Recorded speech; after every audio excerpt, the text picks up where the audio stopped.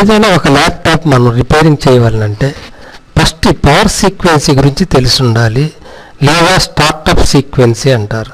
ఇప్పుడు చూడండి, పవర్ సీక్వెన్సీ అని ఉంది. ఈ పవర్ సీక్వెన్సీ మనకు తెలిస్తే ఈజీగా రిపేర్ చేయవచ్చు. అంటే ఏ ఫంక్షన్ తర్వాత ఏ స్టార్ట్ అవుతుందో మనకి క్లియర్గా తెలుస్తుంది. ఇక్కడ చూడండి, ఇక్కడ 1వ నెంబర్ వేస్తుంది. ఆర్టీసీ బ్యాటరీ నుండి voltage plus reset voltage ICH చిప్కి వెళ్ళవలసి ఉంటుంది. ఐసీహెచ్ చిప్కి వెళ్ళవలసి ఉంటుంది. ఇది లేకపోతే మన పవర్ ఆన్ కాదు, బ్యాటరీ షార్ట్ అయినా పవర్ ఆన్ కాదు. ఇప్పుడు ఇక్కడ ఆల్వేస్ పవర్ అని ఉంది, ఇక్కడ 2 అని రాసి VDC అని ఉంది. ఈ ఆల్వేస్ పవర్ నుంచి P12 volt supply always, P5 volts always, micom అంటే మైక్రో కంప్యూటర్ లేదా SIO చిప్కి 3.3 వోల్ట్స్ వెళ్ళాలి, P3 అని వచ్చింది చూడండి. కాబట్టి ఫస్ట్ మనం సెట్ ఆన్ చేయగానే మన అడాప్టర్ నుంచి వచ్చే దానిలో 12 వోల్ట్స్, 5 వోల్ట్స్, 3.3 వోల్ట్స్ రావాలని అర్థము. ఇప్పుడు ఆ 3 అయిన తర్వాత 4వ నెంబర్ చూడండి, KBC రీసెట్ అని ఉంది. రీసెట్ సర్క్యూట్ ద్వారా రీసెట్ అంటే ఈ మైక్రో ప్రాసెసర్ ఐసీకి అంటే మైక్రో కంట్రోలర్కి SIO చిప్లో ఉంటుంది లేదా సపరేట్గా ఉంటుంది. దీనికి ఫస్ట్ మనం సప్లై, రీసెట్, క్లాక్ సిగ్నల్స్ ఇచ్చినట్టయితే ఇప్పుడు ఈ క్లాక్ సిగ్నల్, సప్లై, రీసెట్ ఇవి ఇస్తే మనం పవర్ ఆన్ ఆఫ్ స్విచ్ దగ్గరికి వోల్టేజ్ వచ్చి ఉంటుంది. ఇక్కడ పవర్ స్విచ్కి వోల్టేజ్ వచ్చి ఉంటుంది. మనం పవర్ బటన్ ఎప్పుడైతే నొక్కామో అప్పుడు ఇక్కడ పవర్ అని చెప్పి ఇక్కడికి వస్తుంది. ఇది మన SIO చిప్ ఒక pin power on off switch ద్వారా గ్రౌండ్ అవుతుంది. ఆ గ్రౌండ్ అవటం వలన మనకి ఇది వచ్చి సస్పెండ్ పవర్ ఆన్ అని చెప్పి మనకి SIO చిప్ నుండి బయటకు వచ్చింది. 2 ఐసీలకి వచ్చింది, 2 ఐసీలకు వచ్చింది. ఇది మ్యాక్స్ 1399 SC. ఇది ఇందులో చూడండి 3.3 వోల్ట్స్, 5 వోల్ట్స్ వచ్చింది. ఇందులోనేమో 1.8 వోల్ట్స్, 0.09 వోల్ట్స్ వచ్చినాయి. ఈ మనకి కొంచెం వైలెట్ కలర్లో రాసున్నది ఆక్సిలరీ సప్లై అని అర్థం. ఈ వోల్టేజ్లు ఎప్పుడైతే వచ్చినాయో ఇక్కడ నుంచి చూడండి, ఇది సస్పెండ్ పవర్ ఓకే అని చెప్పేసి దీనికి చెప్తుంది పవర్ గుడ్ అని. ఎప్పుడైతే ఈ పవర్ గుడ్ అని చెప్పిందో అప్పుడు మనకి SIO చిప్ నుండి ఐసీహెచ్ చిప్, ఇదేమో ఐసీహెచ్ చిప్, ఇదేమో SIO చిప్. ఇక్కడ నుంచి SIO చిప్కి ఇక్కడ 9 కనెక్టర్ రాశారు చూడండి, RSM రీసెట్ అవుతుంది.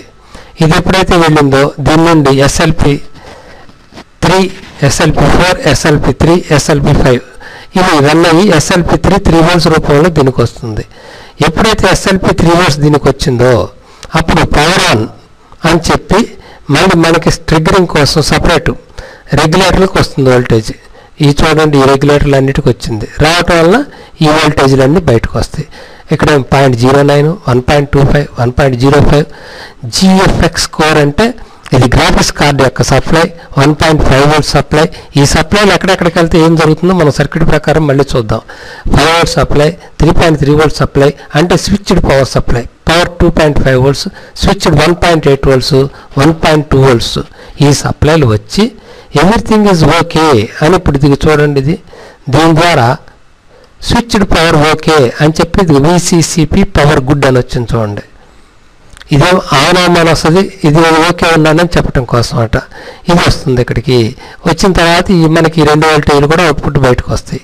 14 వోల్ట్స్, 1.8 వోల్ట్స్ అంటే మనకి 1.8, 12, 1.2 వోల్ట్స్. ఇక్కడ 14 అని ఉంది అంటే 15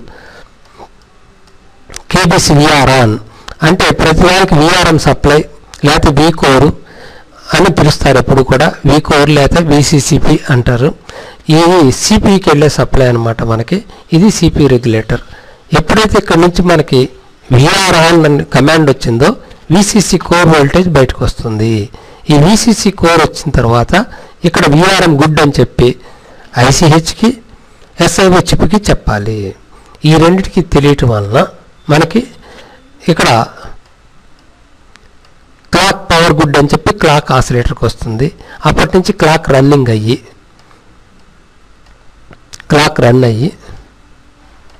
మనకి PVC పవర్ గుడ్ అనే వోల్టేజ్ బయటకు వస్తుంది. చివరిగా లాస్ట్ అండ్ ఫైనల్గా పిఎల్టీ రీసెట్, పీసీఐ రీసెట్ వోల్టేజ్లు బయటకు వస్తాయి.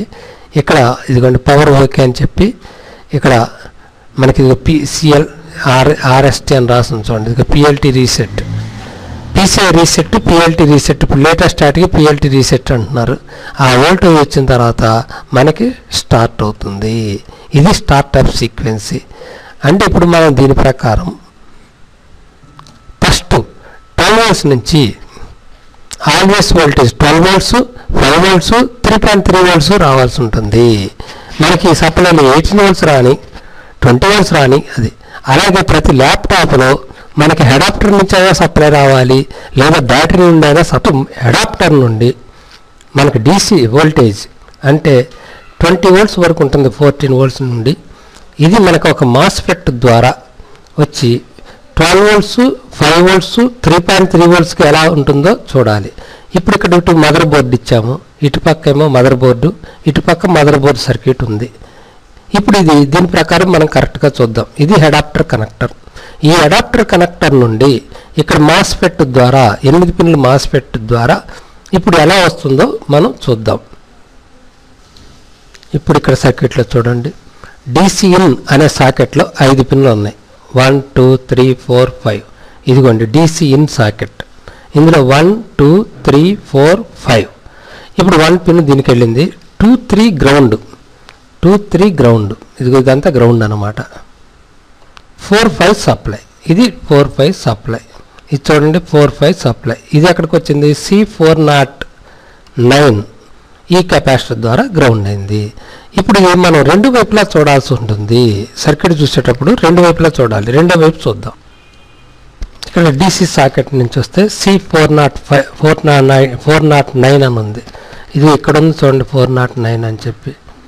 ఇక్కడ కాంపోనెంట్లు లేవు. అయితే ఈ కాంపోనెంట్ల గురించే ఇక్కడ ఇచ్చారు. ఇక్కడ ఇది ఈ అనే అక్షరం రాసి ఇక్కడ ఈ అనే అక్షరం రాశారు. ఈ పక్కన ఉన్న ఈ రెండు కండెన్సర్లు, ఈ రెండు కండెన్సర్ల నెంబర్లే ఈ నెంబర్లు. ఈ రెండు డయోడ్లు ఇక్కడ D24, D25 ఈ రెండు నెంబర్లు ఇవి. అలాగే ఇక్కడ చూడండి ఫస్ట్ ఒక కెపాసిటర్ వచ్చింది. ఇదిగో ఫస్ట్ ఒక కెపాసిటర్. తర్వాత 3 కెపాసిటర్లు వచ్చినాయి, 3 కెపాసిటర్లు. దాని కింద ఐసీ నెంబర్ ఇది. ఇక్కడ 3 ఉన్నాయి చూడండి కాంపోనెంట్. ఇక్కడ 3 కాంపోనెంట్లు. ఇక్కడ 2 పైన 1 కింద ఉంది. ఇక్కడ 2 పైన 1 కింద. అంటే ఇందులో ఉన్న కాంపోనెంట్లన్నీ ఇక్కడ అన్నమాట.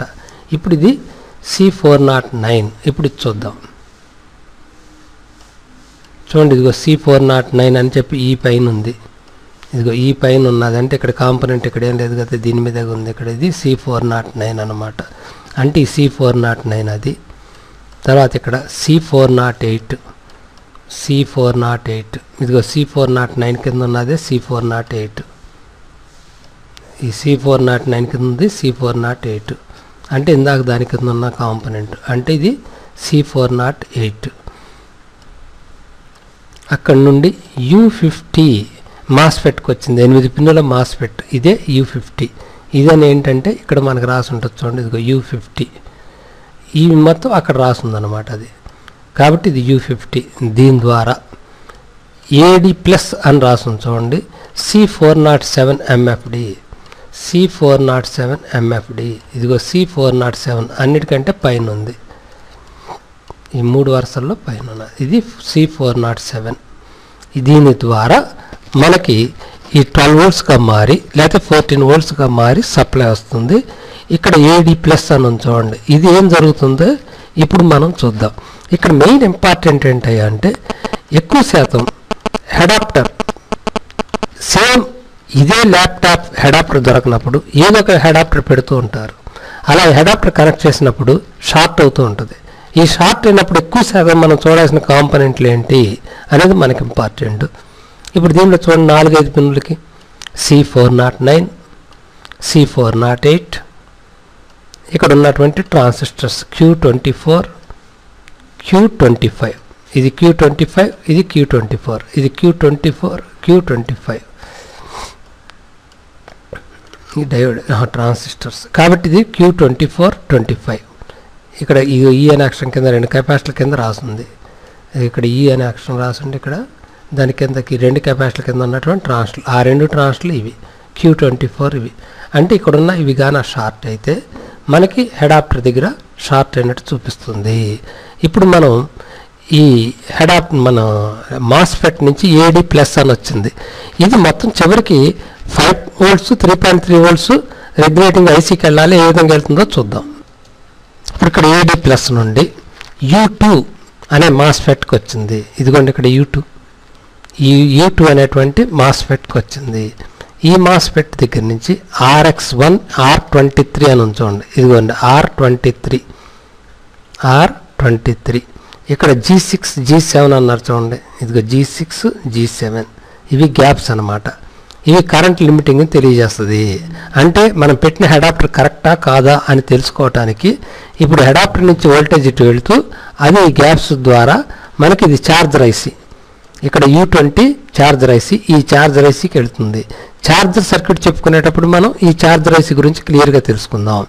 ఇక్కడ చూడండి DC బ్యాట్ అవుట్ అని ఉంది. ఇక్కడికి మన అడాప్టర్ నుంచి వచ్చిన వోల్టేజ్ కూడా ఇదే దీంతో వస్తుంది. ఇక్కడ మనం బ్యాటరీ నుంచి వచ్చింది BT ప్లస్ నుంచి ఇటు వచ్చి ఇక్కడికి వస్తుంది. అంటే టోటల్గా పనిచేసే వోల్టేజ్ ఇది. ఇప్పుడు ఇంతకుముందు మనం చెప్పుకున్నట్లుగా ఈ ఐసీ ద్వారా ఈ ఐసీ ఏ పిన్నుల ద్వారా 1 2 3 4 పిన్నుల ద్వారా ఇక్కడ 1 2 3 4 పిన్నుల ద్వారా 1 2 3 పిన్నుల ద్వారా ఇక్కడ ఇదిగోండి 1 2 3 పిన్నులు 1 2 3 చుక్క ఇక్కడ ఉంది కాబట్టి అంటే ఇక్కడ మన వోల్టేజ్ అన్నమాట. చూడ అంటే ఈ రెసిస్టార్ ఇదిగోండి RX1 దగ్గర కాబట్టి ఈ రెసిస్టార్ దగ్గర మనం చూడాలి వోల్టేజ్. ఇలాగ బ్యాటరీ నుంచి కూడా ఇక్కడికే రావాలి వోల్టేజ్. ఇప్పుడు అడాప్టర్ నుంచి వచ్చింది చూసాం, ఇప్పుడు బ్యాటరీ నుంచి వచ్చేది కూడా చూద్దాం. ఇక్కడ బ్యాటరీ కనెక్టర్ చూడండి. ఇక్కడ బ్యాటరీ కనెక్టర్ నుండి మనకి BT ప్లస్ అని వోల్టేజ్ వస్తుంది. ఇంతకుముందు అడాప్టర్ నుంచి వచ్చింది, ఇప్పుడు బ్యాటరీ నుండి ఈ బ్యాటరీ నుండి ఆరోపణ నుండి వోల్టేజ్ BT ప్లస్ అనే పాయింట్కి వస్తుంది. ఇదిగోండి బ్యాట్ 1, ఇక్కడ బ్యాట్ 1 అని చూడండి. ఇక్కడ బ్యాట్ 1 అనే కనెక్టర్ చూడండి. ఇదిగో బ్యాట్ 1 అని ఇక్కడ రాసి చూడండి. ఇది బ్యాటరీ కనెక్టర్. ఈ కనెక్టర్ నుండి BT ప్లస్ అని చెప్పి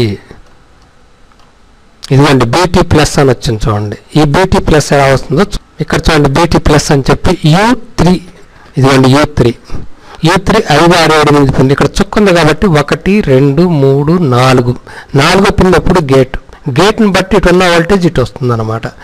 కాబట్టి ఇప్పుడు ఎప్పుడైతే మనం పవర్ ఆఫ్ అయిందో ఈ గేట్కి సిగ్నల్ ఆగిపోవటం వలన ఇక్కడున్న వోల్టేజ్ ఇటు వస్తుంది.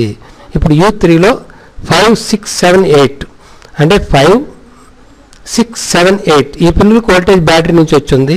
ఎప్పుడైతే మనం కరెంట్ పోయిందో లేకపోతే బ్యాటరీ మీద ఆపరేట్ చేసామో గేట్కి వోల్టేజ్ రావటం వలన అంటే వోల్టేజ్ కట్ అవటం వలన నెగిటివ్ రావటం వలన ఇక్కడ నుంచి వోల్టేజ్ వచ్చి ఈ రెసిస్టార్ ఇంతకుముందు కూడా చూడండి అడాప్టర్ నుంచి ఇక్కడికి వచ్చి ఇటు వచ్చిందని చెప్పుకున్నాం మనం. ఇప్పుడు ఇక్కడ కూడా వోల్టేజ్ ఇటు వచ్చింది. ఇక్కడ చూడండి ఇదిగో DC బ్యాట్ అవుట్ అని చెప్పని మనం చెప్పుకున్నాం ఇంతకుముందు. అంటే U2 నుంచి అడాప్టర్ ద్వారా అంటే U2 నుంచి అడాప్టర్ ద్వారా ఈ రెసిస్టార్కి ఇదిగోండి ఈ రెసిస్టార్కి అలాగే U3 నుంచి బ్యాటరీ నుంచి వోల్టేజ్ అంటే ఇక్కడికి వచ్చి ఉంది వోల్టేజ్. ఇక్కడ నుంచి మనం ఇవ్వాలన్నమాట వోల్టేజ్. అంటే ఎప్పుడైనా సరే హెడ్సీ అడాప్టర్ దగ్గరగానే కాలిపోయింది అనుకోండి, ఇక్కడ వోల్టేజ్ చూడండి 12 volts. ఇక్కడ 12 volts ఇచ్చినప్పుడు బాగుందనుకో అంతవరకు మనం సపరేట్ బోర్డు కట్టి చేసుకోవచ్చు. ఇప్పుడు ఇక్కడికి వచ్చిన వోల్టేజ్ మనం 5 volts 3.3 volts ఐసీకి వెళ్ళి అక్కడి నుంచి 5 volts 3 voltsగా మారాలి. ఎలా మారుతుందో ఇప్పుడు మనం చూద్దాం.